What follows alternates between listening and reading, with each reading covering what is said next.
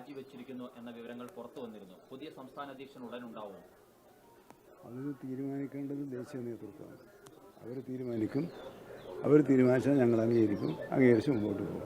Thomas K Thomas അധ്യക്ഷനാവാൻ തയ്യാറാണെന്ന് പറഞ്ഞിട്ടുണ്ട്. അദ്ദേഹത്തെ താങ്കൾ പിന്തുണയ്ക്കുന്നുണ്ടോ? എൻ്റെ പിന്തുണ ആർക്കും ആവശ്യമില്ല, എന്നാൽ എല്ലാവർക്കും കൊടുക്കാൻ തയ്യാറാണ്. കാരണം ഞാൻ പറഞ്ഞു, ഈ കാര്യത്തിൽ എൻ്റെ പിന്തുണയോ എൻ്റെ ചർച്ചയോ അല്ല പ്രശ്നം.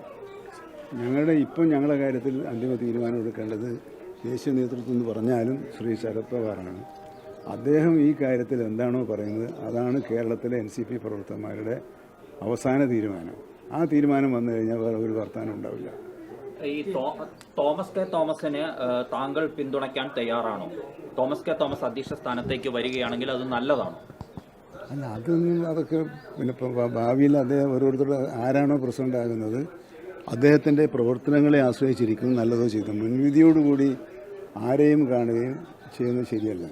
കാരണം എല്ലാവർക്കും ഓരോ തരം കഴിവുകളും പ്രവർത്തന പരിചയമൊക്കെ ഉണ്ടാകും.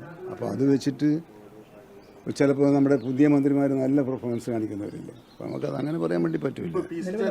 ഏതായാലും ഇപ്പം ഞാൻ ഇതിൻ്റെ അകത്ത് NCP അധ്യക്ഷനാകാൻ ആരും അയോഗ്യനല്ല.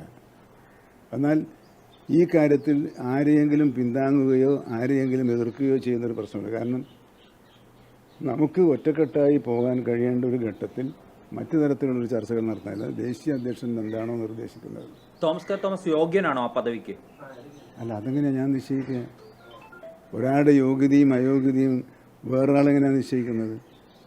നമ്മുടെ രാഷ്ട്രീയ പൊതുജീവിതത്തിൽ ആർക്കും പിന്നെ ഏത് പദവിയിലും എത്താവുന്ന ഒരു ജനാധിപത്യ മൂടില്ലേ, ആ ഒരു ജനാധിപത്യ സ്വഭാവമില്ലേ? അപ്പോൾ അത് ആർക്കും വേണമെങ്കിലും എത്താം. NCPയിലെ തന്നെ തീരുമാനം അനുസരിച്ച് മന്ത്രിമാറ്റ ചർച്ചകൾ സജീവമായിരുന്നു. ആ വിഷയങ്ങളൊക്കെ അപ്രസക്തമായപ്പോൾ അത് നേരത്തെ സ്ഥാനമൊഴിഞ്ഞ അധ്യക്ഷൻ തന്നെ പറഞ്ഞിട്ടുണ്ടല്ലോ. ആ പ്രശ്നം തീർന്നു. മുഖ്യമന്ത്രിയുടെ നിലപാട് അറിഞ്ഞതിന് ശേഷം പിന്നെ അത് വേണ്ട എന്ന് വെച്ചു എന്ന് അദ്ദേഹം തന്നെ പറഞ്ഞിട്ടുണ്ട്.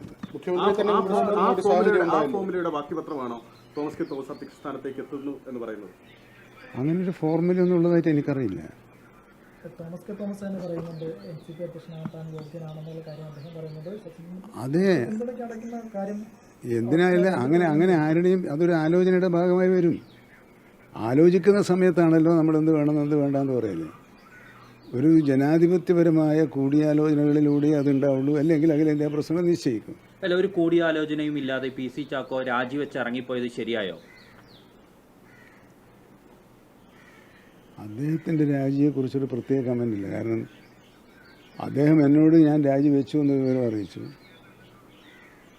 രാജിവെച്ചതിന് ശേഷം അറിയിച്ചാൽ പിന്നെ കൂടുതൽ ചർച്ച വേണ്ടിയിരുന്നില്ല. അദ്ദേഹത്തെ പോലെ ഒരു മുതിർന്ന നേതാവ് അങ്ങനെയാണോ പെരുമാറേണ്ടത്? ഒരു കൂടിയാലോചനയൊക്കെ താങ്കളെപ്പോലുള്ള മുതിർന്ന നേതാക്കളോട് നടത്തേണ്ടതല്ലേ? അല്ലാതെ ഓരോ വ്യക്തിക്കും അതാത് സമയത്തെയും കാലത്തിൻ്റെയും പ്രശ്നമനുസരിച്ച് ഒരു തീരുമാനം എടുക്കേണ്ടി വരും.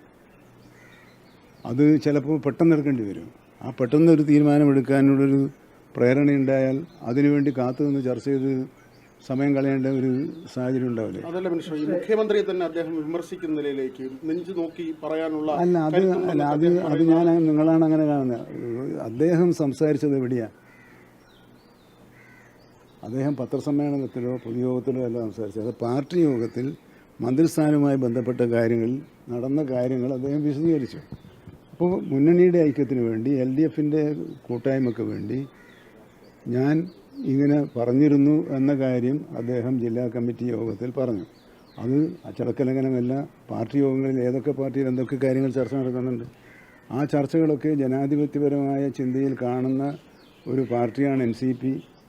അങ്ങനെ ഒരു മുന്നണിയാണ് ഇടതുപക്ഷ ജനാധിപത്യ മുന്നണി. പാർട്ടിക്കുള്ളിൽ നടക്കുന്ന ചർച്ചകളുടെ അടിസ്ഥാനത്തിൽ പ്രീതിയോ ഭീതിയോ രണ്ടുമില്ല. പക്ഷേ അതിനുശേഷം ഇങ്ങോട്ട് LDF യോഗത്തിൽ വന്ന് മുഖ്യമന്ത്രിയുടെ നെഞ്ചിൽ നോക്കി പറയാൻ PC ചാക്കോ ഇല്ല പാർട്ടി അധ്യക്ഷ സ്ഥാനത്ത്. അല്ല, അങ്ങനെ പറയില്ല എന്നാണ് അദ്ദേഹം പറഞ്ഞത്. പറയാൻ ഞാൻ തയ്യാറാണെന്നല്ല. അങ്ങനെ പറയുന്നതിന് പകരം ഞാൻ ചെയ്തത് പാർട്ടിക്ക് വേണ്ടി, മുന്നണിക്ക് വേണ്ടി, LDFൻ്റെ പൊതു കൂട്ടായ്മയ്ക്ക് വേണ്ടിയാണ് ഞാൻ ഈ തീരുമാനത്തിൽ. എനിക്ക് മറ്റേ അഭിപ്രായം ഉണ്ടായിരുന്നെങ്കിലും, മന്ത്രി മാറണമെന്ന അഭിപ്രായം ഉണ്ടായിരുന്നെങ്കിലും, എനിക്ക് പാർട്ടിയെയും മുന്നണിയെയും ഗവൺമെൻറ്റിനെയും പൊതുവെ പിന്താങ്ങുക എന്ന നിലയിലാണ് ഞാൻ തീരുമാനത്തിലെത്തിയതെന്ന് അദ്ദേഹം പറഞ്ഞ നല്ല കാര്യം. ഇനി PC ചാക്കോയുടെ സ്പേസ് എവിടെയാണ്? അദ്ദേഹം ഇപ്പം ഞങ്ങളുടെ ദേശീയ വർക്കിംഗ് പ്രസിഡന്റില്ലേ, അദ്ദേഹത്തിൻ്റെ ഉപദേശങ്ങളും അദ്ദേഹത്തിൻ്റെ സഹായങ്ങളും നാളെ ഇവിടെ ചുമതലയേൽക്കുന്ന അത് ആ വൈസ് പ്രസിഡന്റ് ആരായിരുന്നാലും ആ പ്രസിഡന്റിന് ഉണ്ടാകുമെന്ന് തന്നെയാണ് അദ്ദേഹത്തിൻ്റെ നിലപാട്.